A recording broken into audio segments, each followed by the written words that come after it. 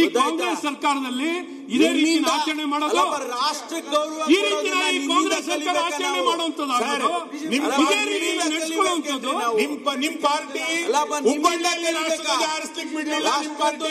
ಗೌರವ ನಿಮ್ಮಿಂದ ಕಲಿಬೇಕಾ? ನಿಮ್ಮಿಂದ ಏನ್ ಕಲಿಬೇಕಾಗಿಲ್ಲ ನಾವು. ನಿಮ್ಮ ಜವಾಬ್ದಾರಿ ಹೇಳಿ, ಈಗ ನಿಮ್ಮ ಜವಾಬ್ದಾರಿ ಹೇಳಿ ಸರ್. ನೀವು ಕಳಿಸೋದಕ್ಕೆ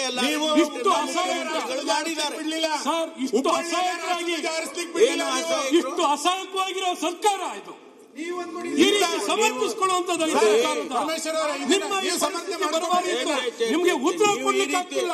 ಈ ರೀತಿ ಎಲ್ಲ ಮಾತಾಡಿದ್ರೆ ನಿಮ್ಗೆ ಉತ್ತರ ಕೊಡ್ಲಿಕ್ಕೆ ಆಗ್ತಿಲ್ಲ ಸನ್ಮಾನ್ಯ ಉಪಮುಖ್ಯಮಂತ್ರಿಗಳೇ. ಇದು ಬಡತನ ಇದು ಅಷ್ಟೇ. ಇದು ಈ ಉತ್ತರ ಕೊಡ್ಲಿಕ್ಕೆ ಆಗ್ತಿಲ್ಲ. ಏನ್ ಉತ್ತರ ಕೊಡೋದ್ರಿ? ಅಸಹಾಯಕವಾಗಿರೋ ಸರ್ಕಾರ ಇದು.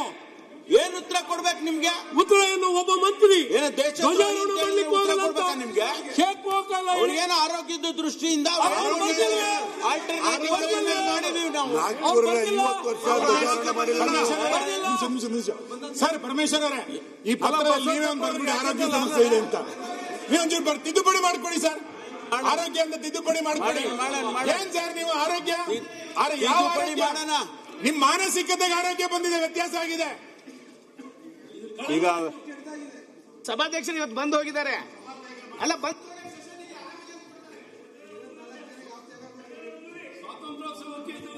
50 ವರ್ಷ ಇವರು ಧ್ವಜಾರೋಹಣ ಮಾಡಿಲ್ಲ. ಆರೋಗ್ಯ ಶಾಖೆ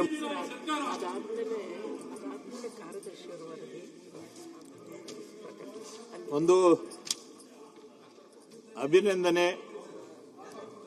ಈ ಕಾಂಗ್ರೆಸ್ ಸರ್ಕಾರದಲ್ಲಿ ಇದೇ ರೀತಿ ಆಚರಣೆ ಮಾಡೋದು ರಾಷ್ಟ್ರ ಗೌರವ ಈ ರೀತಿ ಈ ಕಾಂಗ್ರೆಸ್ ಸರ್ಕಾರ ಆಚರಣೆ ಮಾಡುವಂತದ್ದು ನಿಮ್ ಪಾರ್ಟಿ ಹುಬ್ಬಳ್ಳಿಯಲ್ಲಿ ಗೌರವ ನಿಮ್ಮಿಂದ ಕಲಿಬೇಕಾ? ನಿಮ್ಮಿಂದ ಏನ್ ಕಲಿಬೇಕಾಗಿಲ್ಲ ನಾವು. ನಿಮ್ಮ ಜವಾಬ್ದಾರಿ ಹೇಳಿ, ಈಗ ನಿಮ್ಮ ಜವಾಬ್ದಾರಿ ಹೇಳಿ ಸರ್. ನೀವು ಕಳಿಸೋದಕ್ಕೆ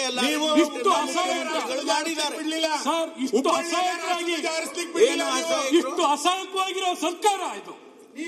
ಈ ರೀತಿ ಸಮರ್ಥಿಸಿಕೊಳ್ಳುವಂತದ್ದು ನಿಮ್ಗೆ ಉತ್ತರ ಕೊಡ್ಲಿಕ್ಕೆ ಆಗ್ತಿಲ್ಲ. ಈ ರೀತಿ ಎಲ್ಲ ಮಾತಾಡಿದ್ರೆ ನಿಮ್ಗೆ ಉತ್ತರ ಕೊಡ್ಲಿಕ್ಕೆ ಆಗ್ತಿಲ್ಲ ಸನ್ಮಾನ್ಯ ಉಪಮುಖ್ಯಮಂತ್ರಿಗಳೇ. ಇದು ಬಡತನ ಇದು ಅಷ್ಟೇ. ಇದು ಈ ಉತ್ತರ ಕೊಡ್ಲಿಕ್ಕೆ ಆಗ್ತಿಲ್ಲ. ಏನ್ ಉತ್ತರ ಕೊಡೋದ್ರಿ? ಅಸಹಾಯಕವಾಗಿರೋ ಸರ್ಕಾರ ಇದು.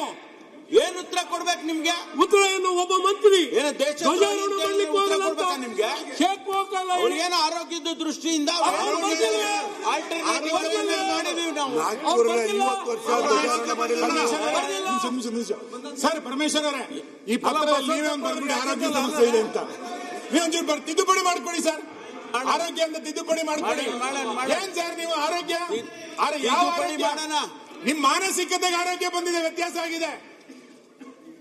ಈಗ ಸಭಾಧ್ಯಕ್ಷರು ಇವತ್ತು ಬಂದು ಹೋಗಿದ್ದಾರೆ ಅಲ್ಲ.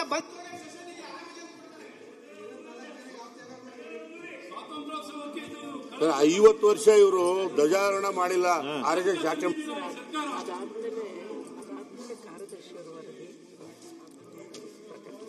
ಒಂದು ಅಭಿನಂದನೆ.